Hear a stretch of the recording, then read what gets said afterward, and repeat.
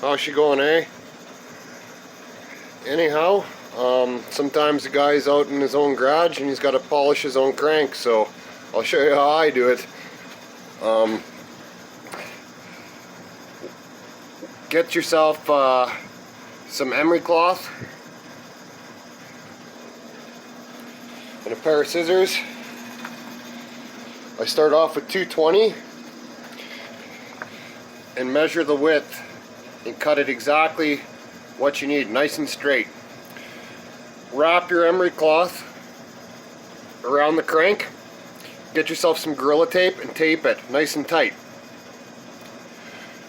Then get yourself a shoelace for, I'd say like one for a hockey skate or something, a nice fat shoelace, and belly wrap it like you'd strap pipe down on a pipe rack or something like that. So once you got a belly wrap, keep it tight and work it back and forth like you're trying to start a fire with two sticks. I start off with 220 and I only go with the 220. Usually on a crank you'll see the black line from old oil residue. Once that's gone, I don't go much past with the 220. And if you're polishing your own crank, a little lube goes a long way. So a couple drops of ATF works well. That's what I use for almost everything. I love ATF. So yeah, go around.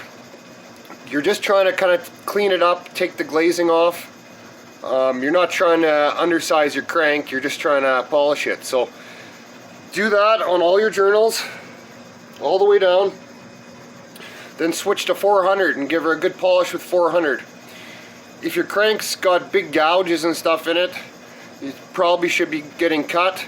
Lines and gouges aren't as bad because all it's going to do is end up filling up with oil anyhow. But if you had like a spun bearing, or for instance this crank, I don't know which journal it is, but the guy that took it apart must have smashed it with a rod bolt or something, and it's got a high spot. High spots are what will destroy your bearings because it's going to dig right into your bearing.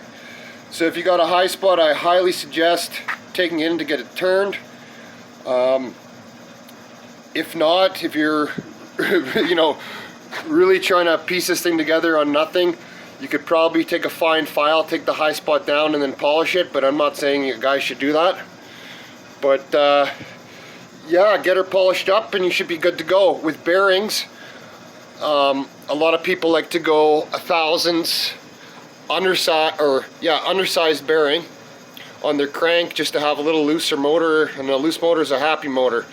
Wise man once said, if you got a loose motor, no one will know. If you got a tight motor, everyone will know because she'll spill her guts. But with the undersizing, I think after you polish a crank up, you're losing a little bit of material. Like, it's a minuscule amount, but a little bit. So I don't think you need undersized bushings, or not bearings, sorry, on a crank you're reusing and polishing it. If it was a brand new crank and you want it a little loose, then yeah, go 1/1000 under. But just go standard size or whatever your crank is already if you're polishing yourself, and you should have lots of oil clearance and you should be good to go. But yeah, I only polish it with 400. Some guys go more, but I think 400 is good enough. But like I say, you're not turning the crank. You're just getting rid of residue and maybe a few little blemishes and taking the glazing off for the most part. But yeah, this one was a real good crank anyhow. This crank is actually out of a motor I used to run.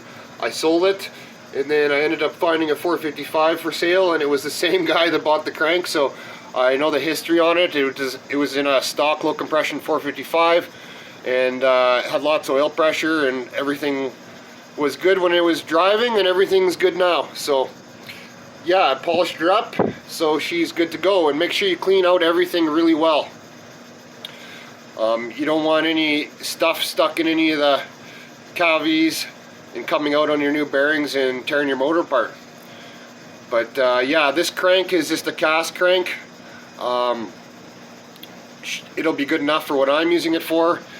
the older Olds cranks, like this is out of a 76 455. The older ones have the big N on them, and the N means nodular iron.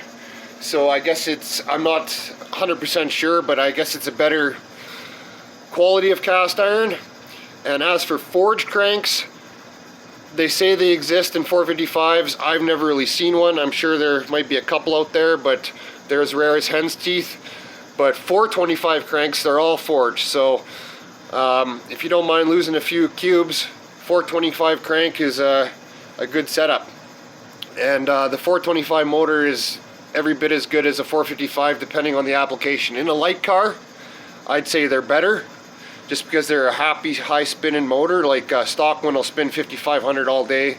I think in a heavier car, the longer stroke is definitely beneficial to you, and the 455 is the way to go.